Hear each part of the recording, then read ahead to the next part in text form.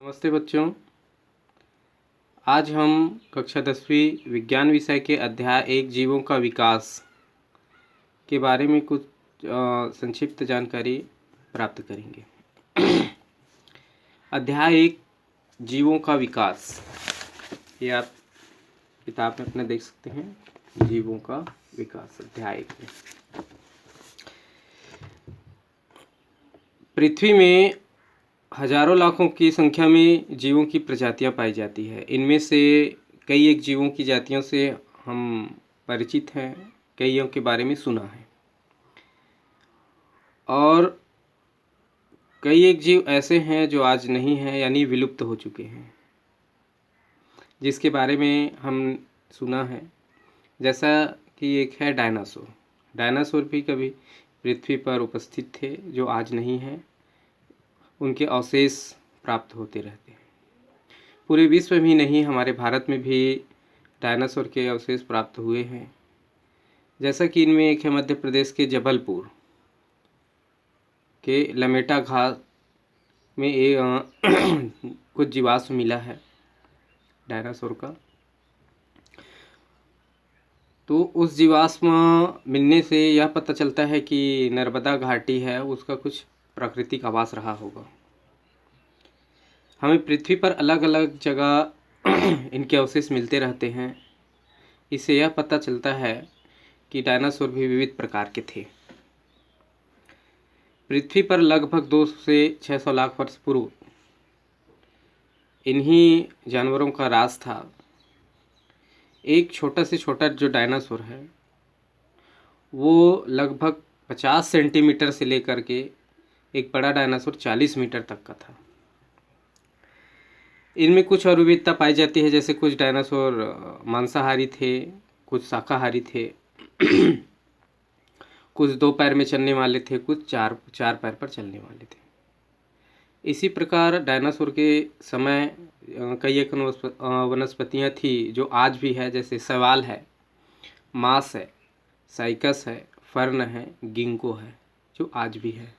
इसी प्रकार कुछ स्तनधारी जीव है, जैसे चूहा है, तिलचट्टे हैं, कुछ जीव जो पहले भी थे और आज भी हैं। आज जो पक्षी हम देखते हैं वो पक्षी एक डायनासोर का छोटा रूप माना जाता है। आज तो इस पृथ्वी पर डायनासोर उपस्थित नहीं है, लेकिन डायनासोर के जैसे समाप्त होते ही हाथी जैसे विशालकाय स्तनधारी जीवों की संख्या में वृद्धि होने लगी, जो डायनासोर के युग में नहीं थे, जैसे मनुष्य भी नहीं थे जो आज हैं। एक जानकारी के लिए आपको बता देना चाहूँगा कि गिंको नामक एक वनस्पति है जो जापान में परमाणु बम, हिरोशिमा में परमाणु बम गिराया गया था। सारी चीज़ विध्वस्त होने के बाद भी सबसे पहले पनपने वाले या उगने वाले एक पेड़ है या वनस्पति है या सजीव माना जाता है गिंको नामक पौधे को। हम लोग में मुख्य टॉपिक में इस पाठ के आते हैं। इसमें जैसे एक टॉपिक है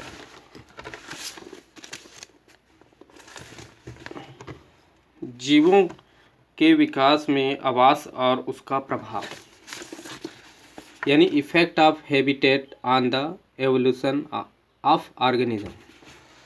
जैसे कि आप सभी जानते होंगे, ये पिछली कक्षा में पढ़े होंगे, किसी भी जीवों के आवास में उसकी बुनियादी ज़रूरत की पूर्ति अर्थात भोजन, प्रजनन और सुरक्षा आवश्यक है।